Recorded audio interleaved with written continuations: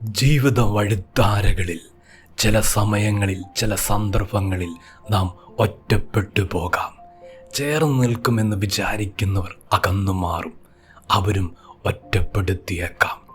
എന്നാൽ ദൈവം നമ്മെ ഒറ്റപ്പെടുത്തിയതാണെന്നുള്ള ഒരു നിശ്ചയം പരിശുദ്ധാത്മാവ് ഇന്ന് ഹൃദയതലങ്ങളിൽ ആഴമായി ഇടപെടുന്ന ദൈവത്തിൻ്റെ ശബ്ദം 1 ശമൂവേലിൻ്റെ പുസ്തകം 9 അധ്യായം 27 വാക്യം. പട്ടണത്തിൻ്റെ അറ്റത്ത് എത്തിയപ്പോൾ ശമൂവേൽ ശൗലിനോട് ഭൃത്യൻ മുമ്പേ കടന്നു പോകുവാൻ പറയുക. അവൻ കടന്നുപോയി. ഞാൻ നിന്നോട് ദൈവത്തിൻ്റെ അരുളപ്പാട് അറിയിക്കേണ്ടതിന് നീ അല്പം നിൽക്കുക എന്ന് പറഞ്ഞു.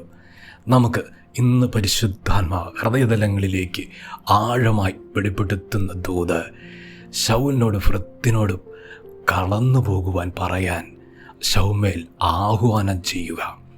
ശൗലിനെ ഒറ്റയ്ക്ക് കിട്ടണം, അവിടെ ഒറ്റപ്പെടുത്തുക.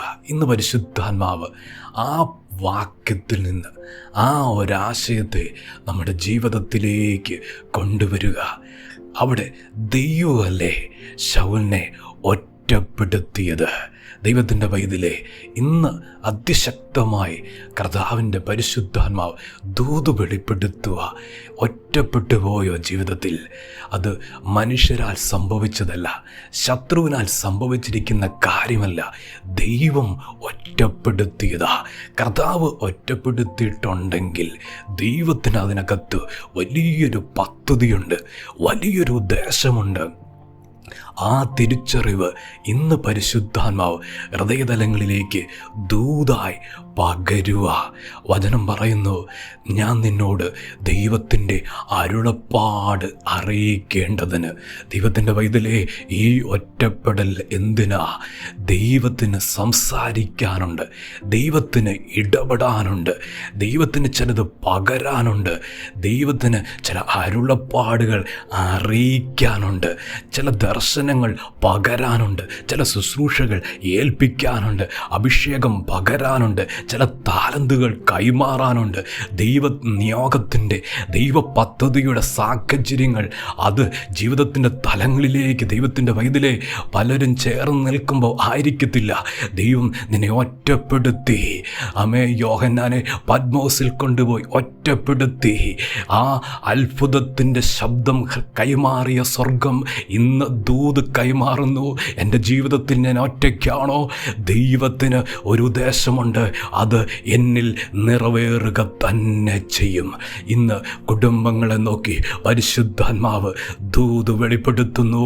ദൈവം ഒറ്റപ്പെടുത്തിയത് കർത്താവിൻ്റെ ശബ്ദം കേൾപ്പിക്കുക, ദൈവ നിയോഗങ്ങൾ വെളിപ്പെടുക, ദൈവ പ്ലാനുകൾ, ദൈവോന്മുഖമായ പദ്ധതികൾ എൻ്റെ ജീവിതത്തിൽ സംഭവിക്കാൻ വചനം പറയുന്നു.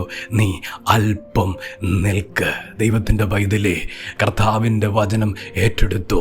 ഈ അവസ്ഥ അല്പമേ ഉള്ളൂ, ഈ സ്ഥിതി അല്പമേ ഉള്ളൂ, ഈ ഒറ്റപ്പെടൽ അല്പസമയത്തേക്കുള്ളൂ, ഈ കഷ്ടത അല്പസമയത്തേക്കുള്ളൂ, ഈ കണ്ണുനീര് അല്പസമയത്തേക്കുള്ളൂ, ഈ വേദനാജനകമായ തലങ്ങൾ അല്പസമയത്തേക്കുള്ളൂ. കാരണം വൻ പദ്ധതികൾ തെളിയാൻ പോവാ, വൻ പ്ലാനുകൾ സ്വർഗം തുറന്നു വിടാൻ പോവാ. ആ നിലയിലാ ദൈവത്തിൻ്റെ മാന്യതയുടെ കരം, അധികാരത്തിൻ്റെ കരം, ശക്തിയുടെ കരം ചലിക്കാൻ പോകുന്നത്. ദൈവം ഒറ്റപ്പെടുത്തിയത് ദീർഘകാലത്തേക്കല്ല, ദൈവം ഒറ്റപ്പെടുത്തിയത് ആയുഷ്കാലം മുഴുവനല്ല.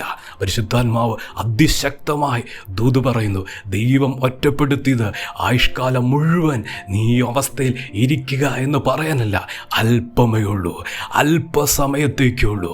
ഇന്ന് വേദനിക്കുന്നവരോടുള്ള ദൂത്, സങ്കടപ്പെടുന്നവരോടുള്ള ദൂത്, വേദനാതലത്തിൽ കൂടെ സഞ്ചരിക്കുന്നവരോടുള്ള പരിശുദ്ധാത്മാവിൻ്റെ വിലയേറിയ ദൂത്, ഇത് അല്പസമയത്തേക്കുള്ളൂ.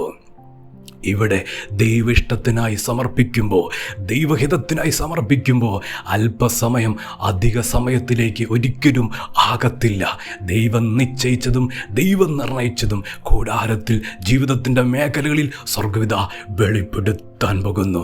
ദൈവം എന്നെ ഒറ്റപ്പെടുത്തിയത് ദൈവത്തിൻ്റെ ഇഷ്ടത്തിനാ, ദൈവത്തിൻ്റെ ഹിതത്തിനാ, ദൈവത്തിൻ്റെ പദ്ധതിക്കാ. അത് ചെറിയ കാര്യമല്ല, അത് വലിയ കാര്യമാണ്. വലിയ കാര്യങ്ങൾ എന്നിലൂടെ ദൈവത്തിന് ചെയ്യാനുണ്ട്, പുറത്തെടുക്കാനുണ്ട്. ആ നിലയിൽ ദൈവം മാനിക്കും. ഇന്ന് ദൂതാഴമായി വിശ്വസിക്കട്ടെ, ഇത് അല്പസമയത്തേക്ക് മാത്രമേ ഉള്ളൂ, ഇത് അല്പകാലത്തേക്ക് മാത്രമേ ഉള്ളൂ.